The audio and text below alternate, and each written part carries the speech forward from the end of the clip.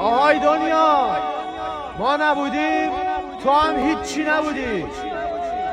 به خوشبختی هم بگو آمدیم نبودیم. Listening to Salib. Remix by رضا.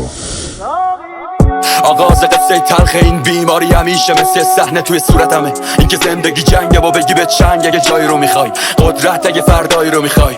قصه درد مشترک تموم ترکای جامعه واسه نگاهی که انقدر کدر و تلخه.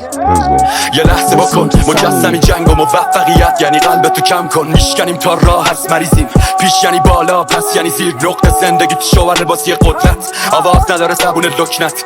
بیا پیک بزنیم با جرأت. هنو باید دارم صحبت، چند سالی است که با غم میخونم. اونا که منو دنبال کردن میدونن روزای کمی بود که رنگی بودم.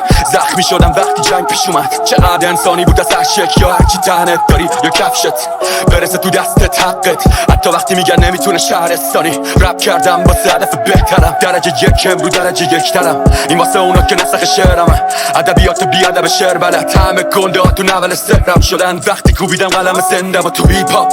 زمان گفت میرم، منم فقط نوشتم. وقتی میشکنم با من میشکنی، صدام که میکنی جانم میشنوی. تو این دل گنده جات کم نیست، یعنی اینطوری پیش نره باد سنگین تری. نه تو محتاج من اینه من به تو نیاز دارم. پراحت بشین و کم دکوری باش، جنگ میکنم با جنگ بکنی با